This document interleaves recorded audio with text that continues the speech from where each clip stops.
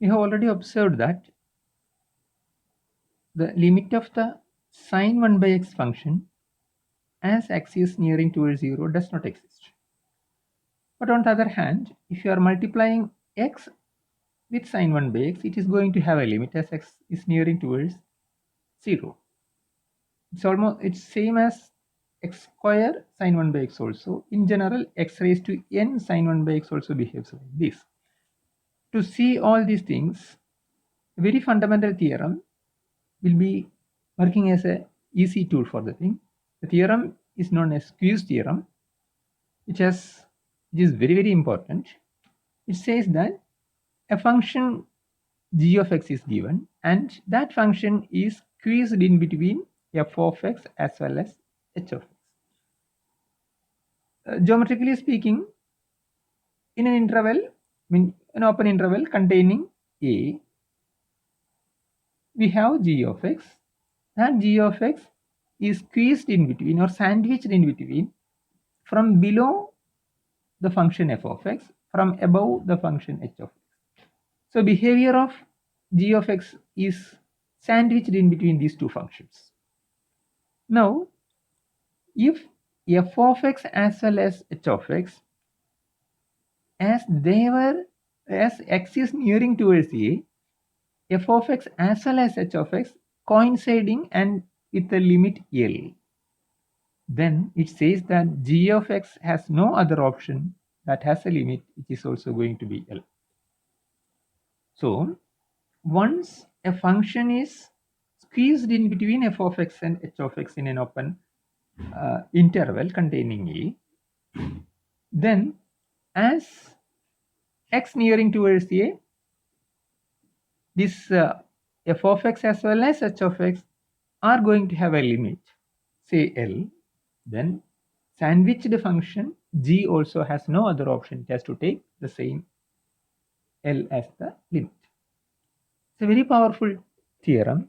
So one can just look at how the proof or the limit, if you want to look at, for example, x square sine 1 by x, how will you evaluate using this theorem? It's quite simple.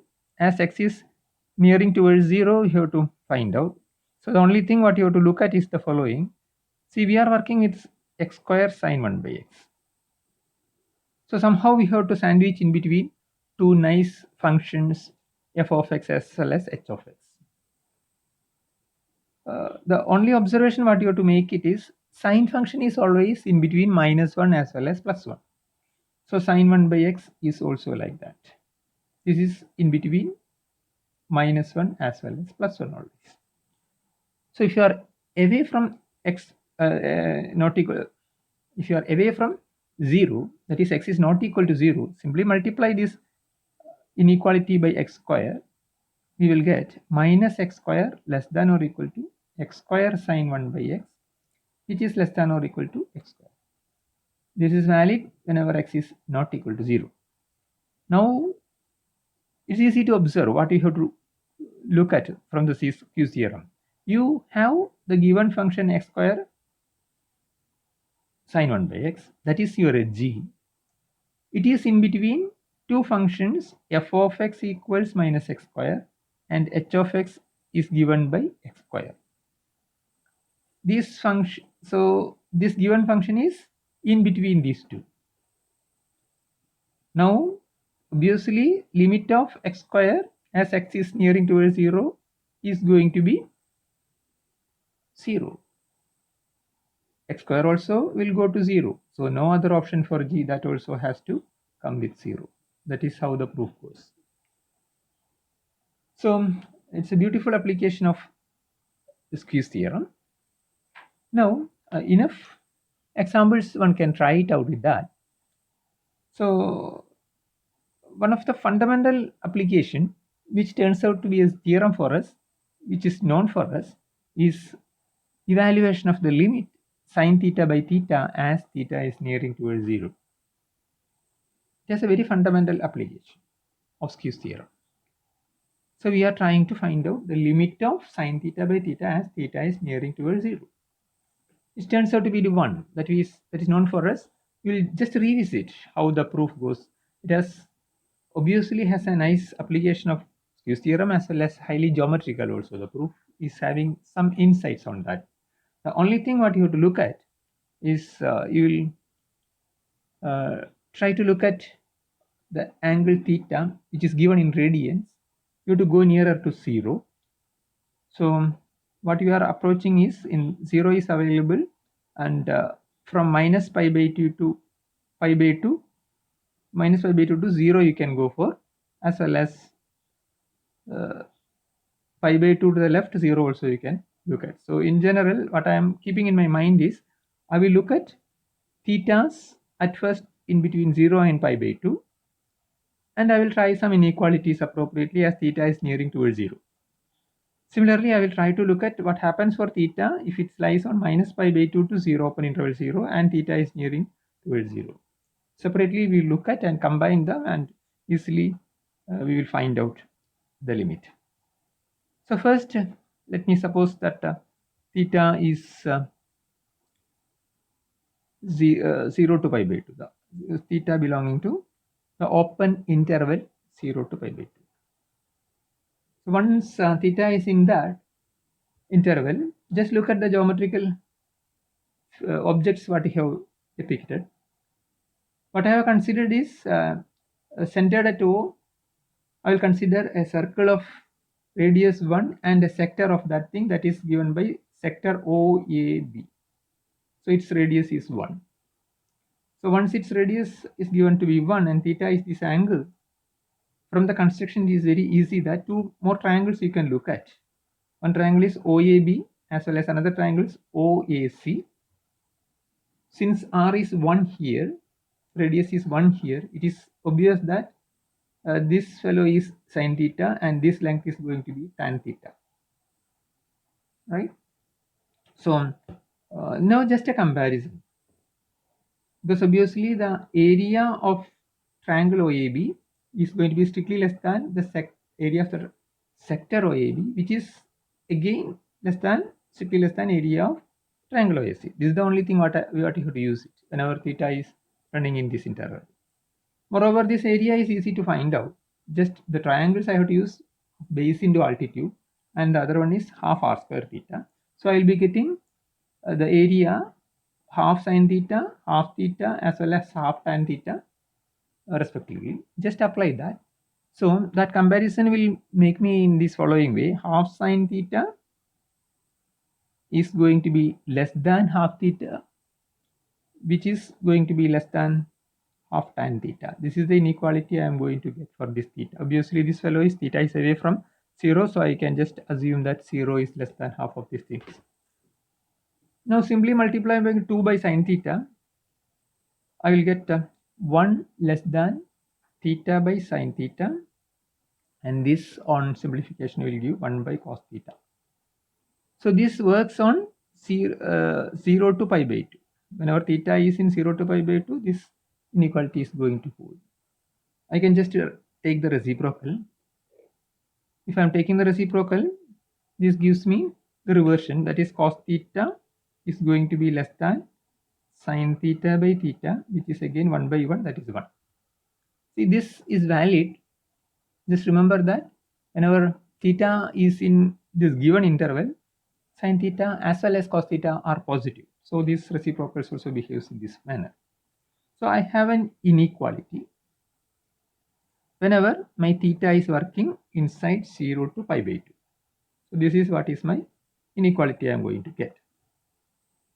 Now, if theta lies on the other side means left side, minus pi by 2 to 0, my theta is inside here, how can I do? Or whether this inequality is again prevailing or not, that is what I have to look at. But it is easy to observe that in that situation also this inequality holds well. How to get that? That's easy to observe, because see, once my theta is in between minus pi by 2 and 0, that is theta lies in minus pi by 2 to 0, then just apply for minus theta here. So what happens for minus theta then? minus 1, if I am multiplying all together, it will come with 0 less than minus theta is less than pi by 2. So once theta is here, minus theta will be here in this interval. So instead of theta, I can put minus theta with this. So I know any theta which is lying in between 0 to pi by 2, this star I may write, this star holds, right? So there I will put it again with minus theta. So what will happen? This will become cos of minus theta, which is less than sine of minus theta by minus theta, which is less than 1. But this cos minus theta is cos theta. This minus will go off. So what it says is this inequality holds either you are in 0 to pi by 2 or from minus pi by 2 to 0. That is easy for us now to calculate. So what you are having is the following. We have observed that cos theta is less than, okay. So I'll rewrite it here. So what I'm going to get is cos theta less than sin theta by theta, which is less than 1. This is true for every theta. That is, theta either lies in minus pi by 2 to 0, open interval 0, or 0 to pi by 2. Now I am going to take the limits. How can I take the limits now? The easy thing is an application coming from the squeeze theorem. Now I will take the limits of these two functions. This is squeezed. See, sin theta by theta is the function, and that is the function g I am going to consider in my squeeze theorem. So my f of x is going to be cos theta. My h of x is going to be the constant function 1. Both are having nice limits. So if I am applying it, limit of cos theta, I have to look at as theta going towards 0, and from this side, limit of the one function as theta tends to 0, I have to look at as theta tends to 0, this is going to be 1. Obviously, one constant function also gives me 1. So I'll be getting just 1 as the limit. So from both sides, I will be getting 1. So this sin theta by theta is squeezed in between these two functions. So squeeze theorem guarantees that as sin theta by theta, theta tends to 0 must be 1. So I will be proving the theorem like that.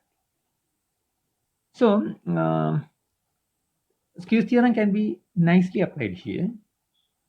So many applications, so many examples are in the prescribed text.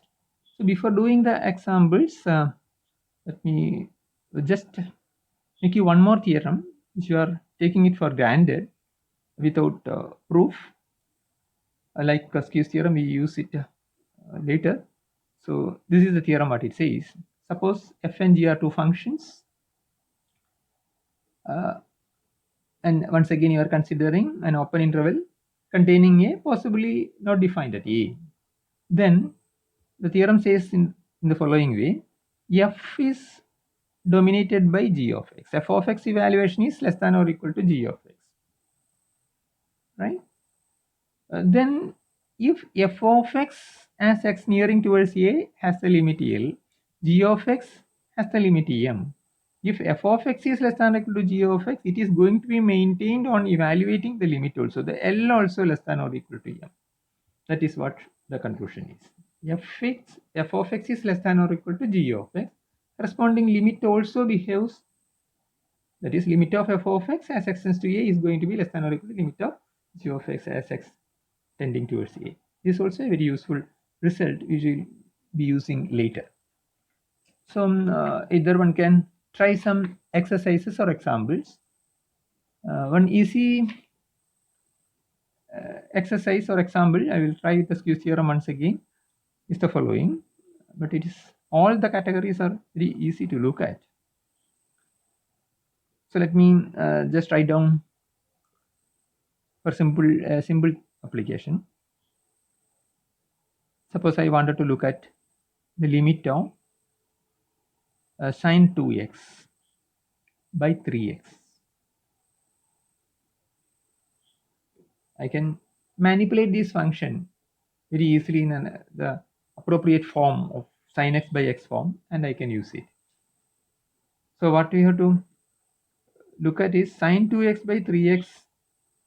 I'll reform it.